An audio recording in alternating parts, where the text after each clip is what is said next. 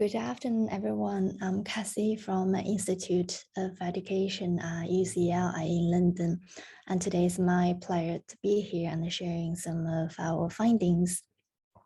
So I'm going to talk about the Chinese education recruitment agencies today via legitimacy lens, the dilemma of being agents and associating three dynamic profit models. So this research examines the professionalism of Chinese education recruitment agencies. So in short, I will call the Chinese education recruitment agencies as CZhang in this presentation. So please do remember this pronunciation CZhang because you will hear it very frequently in this research. So for those who haven't heard about the education recruitment agencies, it refers to the company that function as a two-way information conveyors, as well as a strategic planners in the process of international student recruitment as a whole. And agents refers to the individual employed by the company. So organization can be studied through various lenses. So from sociological perspective, from sociological institutional perspective, organizations are influenced and shaped by their institutional environments.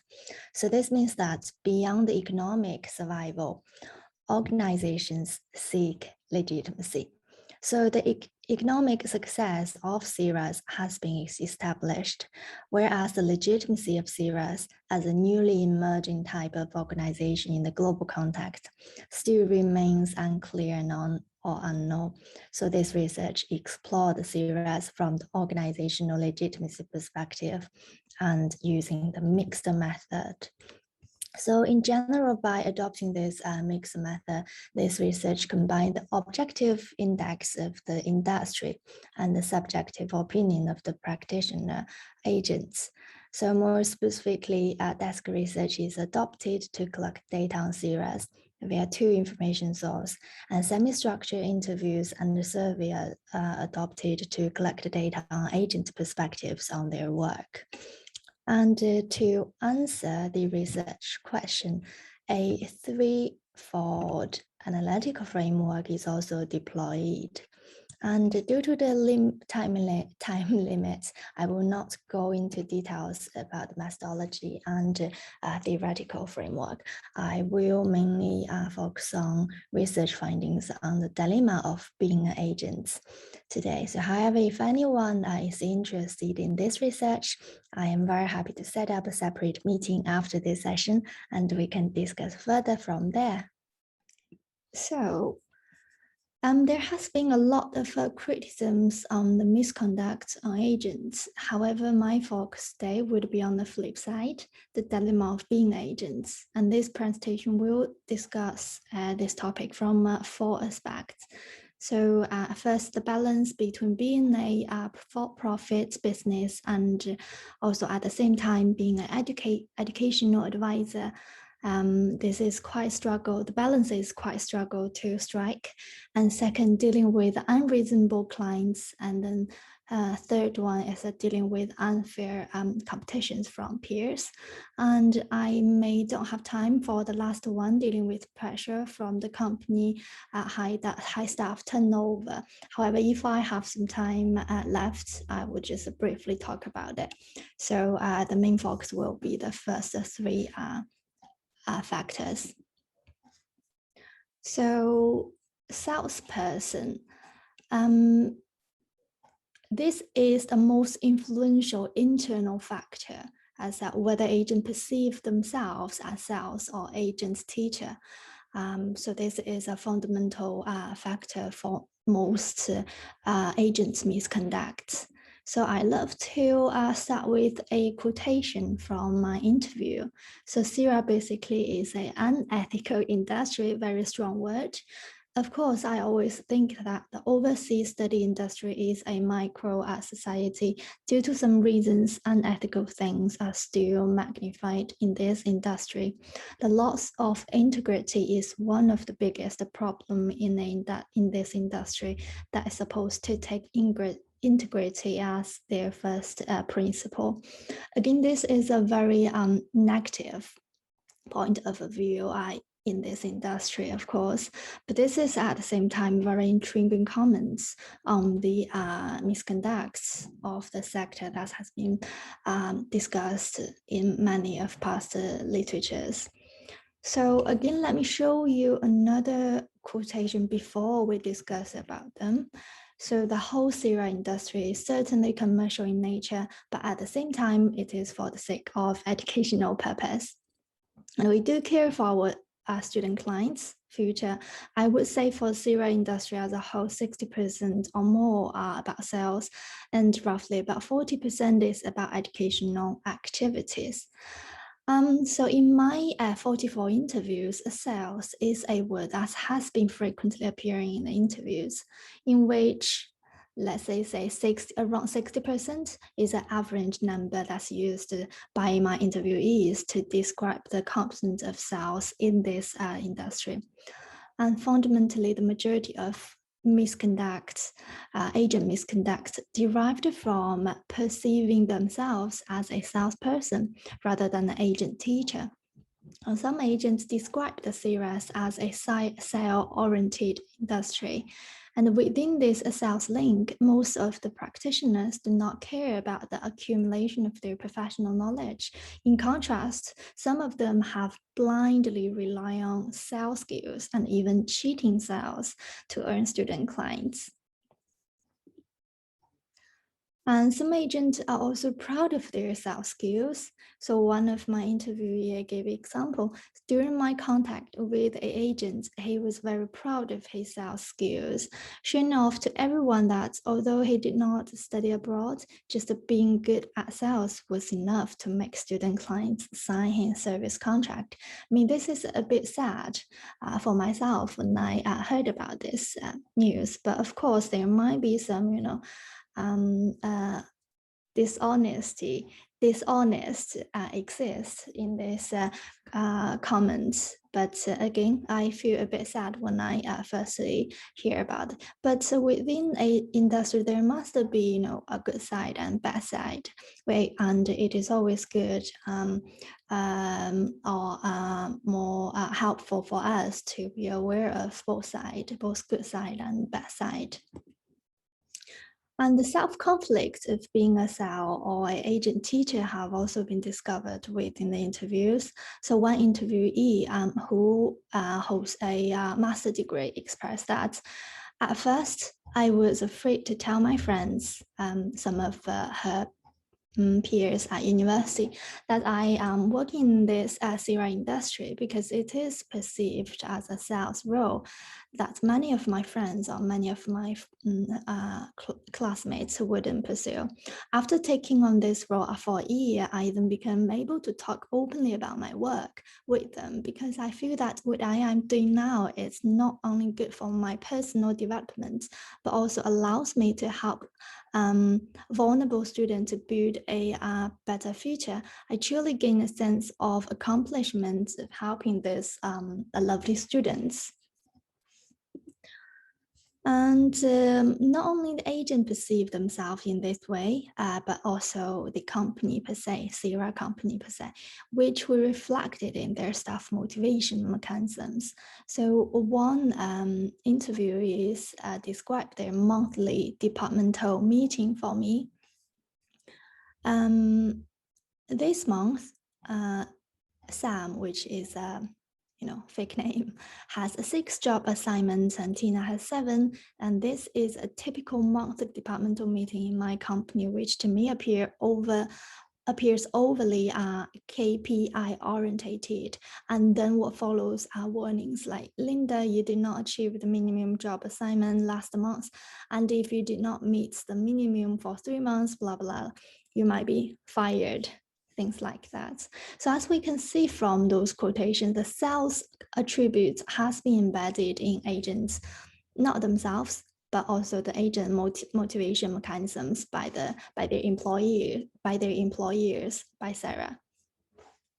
And moreover, not only the sales attributes of agents' daily tasks reflect in the self-motivation mechanisms, but also in their marketing strategies. According to one of the quotes, from each CR website, basically each of them promoted themselves as the flagship, the top one, and the most professional one in the sector. Of course, this is obviously not true. In each CR on the website, there are fabricated cases and countless exaggerations. Some CRs say that we are awarded by blah blah association or blah blah media's top 10 CR brands and etc.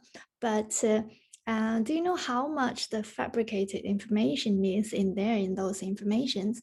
Which award has been bought? In addition, CIRA are even copying articles about overseas study or industrial analysis. And many articles in my own blog have been copied and pasted without my name cited. And what's more, I have seen some CIRA's copy agent profiles and also some successful cases from other CIRA's websites, and then even claiming that those agents are their own staffs, which is, again, quite sad to hear. But it's good to be aware of those misconducts. And the next one is dealing with unreasonable clients. So this is another very interesting point of view that have brought my attention in interviews. So this point emerged from the qualitative data, again, in regards to agent perception on the agent misconduct, or even more stronger was unethical behavior, which are interesting and revealing in the relationship between agents and student clients. Okay, so this is the first point with the clients without a reasonable self-evaluation. So the reasonable self-evaluation refers to the clients with unrealistic expectations and blindly relying on agents. So again, here is a very long quotation from my interviewee. I feel like I'm doing a storytelling presentation today. Hope you enjoyed it.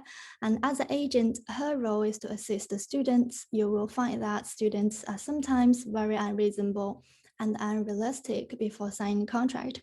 So for example, a student with a not that excellent education background may want to go to Oxford University. Before signing the contract, the student would say, if you can help me get into the Oxford University, I will sign the contract with you. In this case, the student is forcing their agent to overpromise. In fact, for the agents, this is a challenge to the values of the agents. If the agent did not lie, the student would not sign the contract and go away. And in fact, the interests of the student, this student, would be damaged after signing the contract.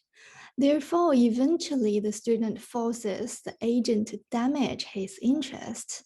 So that is a very, very interesting thing. And if you think about it, and consequently, the following application process will be unpleasant because according to the student's education background, the back-end agents will find that the student may not be able to apply for top 50 schools in the UK.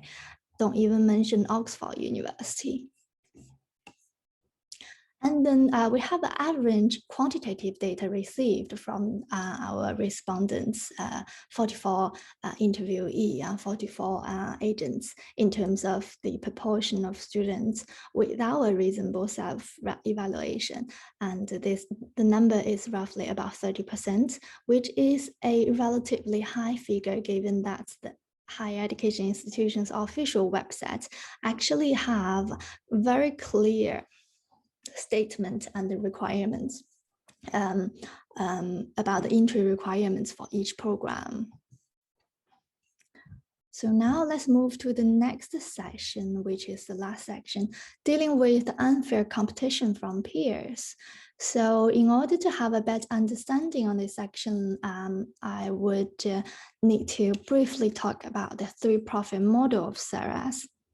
So here is the three-profit model. So the first model appeared around 1990s. At that time, the internet was underdeveloped and the information asymmetry issue was serious. As a result, prospective students were struggling to get access to detailed information of overseas higher education institutions. So the private companies or the sole trader, like the middleman service, providing overseas study consultation related service were merged due to the market demand. So this is what we often call middleman service. And then according to the interviews and the quantitative findings on the fluctuating growth of CRS, the second model appeared around 2005, by which time the internet has popularized. Chinese students can easily get access to all information from overseas university or college official websites and all other social media platforms. So consequently, the information asymmetry business profit model has become less effective at that time. And then the third model appeared around 2018. So by which time the individual agent exploring a more effective business model to balance being a salesperson and being an agent teacher that we have mentioned as the first dilemma of being an agent just now. So during each stage here, the corresponding profit model was in the predominant position amongst the CRAs. Due to the changes in relation to government policies, technologies, and market demands, the profit model transformed from old stage into the next stage or new stage. Although in practice, various profit model might be coexisted with each stage. So this three stage was still, reflected the market characteristic and developments. And but there is no clear distinction or line on which day the model has been transferred from the old one to new one. Okay, so the profit model discussed just now is the fundamental external influence that led to the unethical behavior or just agent misconduct. Let's use a less, not that serious words to describe their misconduct. And within the market, most of agent misconducts can be categorized and attributed to the first and second profit model. Therefore, along with the most influential internal factor, like whether agent perceive themselves as sales or agent teacher, dealing with unfair competitions from peers were discussed within the above three-stage frameworks. In just here, following. So, dealing with unfair competition from peers, which we're going to discuss them from two groups. The first one is double dipping fee and intentional misleading, and include or lead to various misconducts or unprofessional behaviors, such as professional behavior. Unprofessional behavior include poor communication, service non-transparency, misrepresentation on higher education institutions, and poaching students from peers. Unethical behavior including fabricated agent profile and CRA certificates. And this group of behavior have been closely associated with the first profit model and the use of information asymmetry between Chinese prospective students and overseas institutions. And overpromise, the second one. Overpromise students raise the student expectation to an unreasonably high level intentionally via fabricating agent profile or the past successful case. However, document fraud would happen when agents are unable to meet student expectation. In most cases, front-end staff is the one directly and initially contacting with the agents where the overpromise happened. This is a potential problem for the back-end staff when they were passed with the student to prepare the application based on the student's education background. So at that point, the conflict between the unreasonable student expectation from front-end staff and the objective analysis over the student background from the back-end staff become an issue. Again, this is closely linked to the second profit model, align CRA's profit with student profits. And you may still a little bit confused about how do they relate to each other. The next, let me offer you an example.